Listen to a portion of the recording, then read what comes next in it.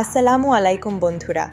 আজ আমরা কথা বলবো ২০২০ সালের অন্যতম আলোচিত এবং ব্যবসা সফল বাংলাদেশি সিনেমা বীজ নিয়ে। এই মুভিটি নিয়ে দর্শকদের জল্পনা কল্পনার শেষ ছিল না। শাকিব খান অভিনীত এই সিনেমাটি মুক্তির আগে থেকেই দর্শকদের মধ্যে এক বিশেষ উন্মাদনা তৈরি করেছিল, বিশেষ করে শাকিবের নতুন লুক নিয়ে।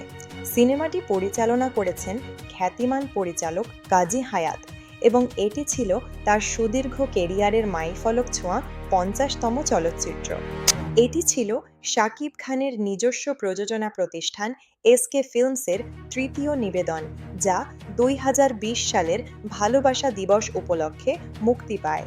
মুভিটির কাজ শুরু হতে কিছুটা দেরি হয়েছিল পরিচালক কাজী হায়াতের শারীরিক অসুস্থতার কারণে, তবে সব বাধা কাটিয়ে কাজ শুরু হয় ২০১৯ সালে। এই সিনেমার জন্য শাকিব খান তার লুকে আমূল পরিবর্তন এনেছিলেন। টানা ৪৫ দিন বিরতি নিয়ে তিনি এই বিশেষ লুকটি তৈরি করেন। সিনেমার গল্পটি মূলত একটি রাজনৈতিক অ্যাকশন ড্রামা। আমাদের সমাজ ও রাজনীতির অন্ধকার দিকগুলো এখানে খুব সাহসিকতার সাথে তুলে ধরা হয়েছে। গল্পের মূল নায়ক অন্তু। সে একজন সাধারণ মানুষ থেকে পরিস্থিতির চাপে কিভাবে বীর হয়ে ওঠে সেই রূপান্তরই এই সিনেমার মূল উপজীব্য।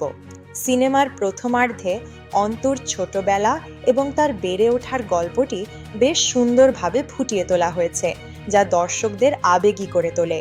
তার বন্ধু মিরানের সাথে তার সম্পর্কের গভীরতা এবং তাদের ছোটবেলার সংগ্রামগুলো গল্পের ভিত্তি মজবুত করেছে। এই সিনেমায় ভিলেন চরিত্রে অভিনয় করেছেন মিশা সওদাগর এবং নানা সাহা। তাদের নিষ্ঠুরতা এবং ক্ষমতার দাপট গল্পের মূল সংঘাত তৈরি করে। দিলু ব্যাপারী ও খুইন্না কালামের মতো চরিত্ররা যখন ব্যক্তিগত স্বার্থে সাধারণ মানুষের জীবন দুর্বিষহ করে তোলে, তখন থেকেই বীরের যাত্রা শুরু।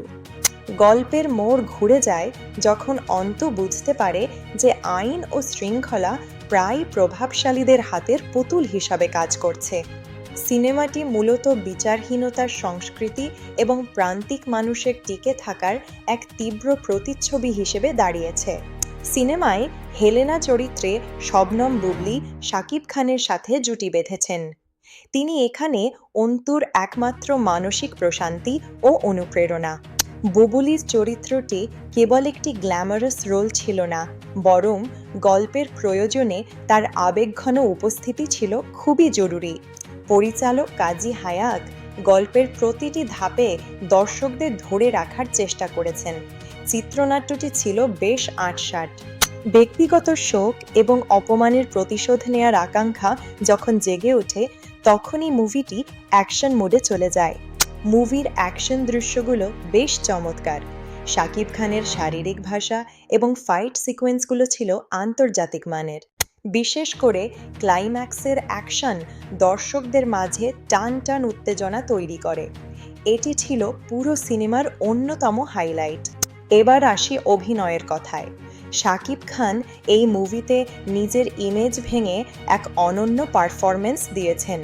তার এই বীর লুকটি কেবল দেখার জন্য ছিল না, তার অভিব্যক্তিতেও এক ধরনের রুক্ষতা এবং তেজ ছিল। মিশা সওদাগর আবারও প্রমাণ করেছেন কেন তিনি ঢালিউডের সেরা ভিলেন। তার প্রতিটি ডায়লগ ছিল অসাধারণ। বুবলি তার সীমাবদ্ধতার মধ্যেই সেরাটা দেওয়ার চেষ্টা করেছেন এবং শাকিবের সাথে তার রসায়ন ছিল চমৎকার। প্রয়াত অভিনেতা সাদেক বাচ্চু তার ছোট কিন্তু প্রভাবশালী চরিত্রে এক অসাধারণ গাম্ভীর্য যোগ করেছিলেন। প্রযুক্তিগত দিক থেকে কাজী হায়াতের পরিচালনা আমাদের ৯০ দশকের কথা মনে করিয়ে দিলেও এটি বেশ আধুনিক ছিল। সিনেমাটির বেশিরভাগ শুটিং হয়েছে বিএফডিসিতে, যা আমাদের সিনেমার আদি প্রাণকেন্দ্র। সেট ডিজাইনগুলো ছিল বাস্তবসম্মত।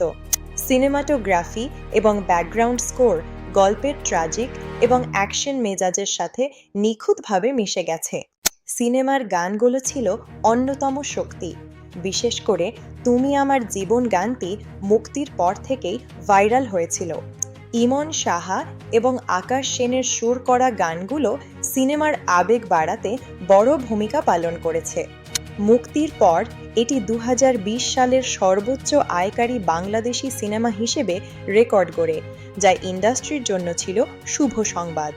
সিনেমাটি 45তম জাতীয় চলচ্চিত্র পুরস্কারে দুটি গুরুত্বপূর্ণ বিভাগে পুরস্কৃত হয়ে তার মান প্রমাণ করেছে। পরবর্তীতে দীপ্ত টিভিতে ওয়ার্ল্ড টেলিভিশন প্রিমিয়ারের মাধ্যমেও সিনেমাটি সাধারণ দর্শকদের বিশাল ভালোবাসা পায়।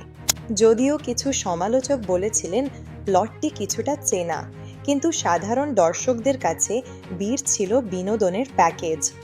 এই সিনেমাটি আমাদের সমাজের অরাজকতা নিয়ে নতুন করে ভাববার খোরাক দিয়েছে, যা এক ধরনের সামাজিক দায়বদ্ধতা।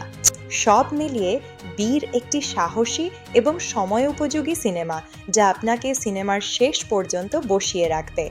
চমৎকার অভিনয় এবং জোরালো মেসেজ এর বড় গুণ, তবে গল্পের গতি মাঝে মাঝে একটু ধীর মনে হতে পারে। আমাদের পক্ষ থেকে বীর সিনেমার রেটিং থাকবে 5-এ 4। শাকিব ভক্তদের জন্য এটি অবশ্যই দেখার মতো একটি মুভি। আপনি যদি এখনও সিনেমাটি না দেখে থাকেন, তবে খুব শীঘ্রই দেখে নিতে পারেন। আপনি নিরাশ হবেন না। কেমন লাগলো আমাদের এই বিস্তারিত রিভিউ? আপনার মতামত জানান কমেন্টে। দেখা হবে পরের ভিডিওতে। ধন্যবাদ।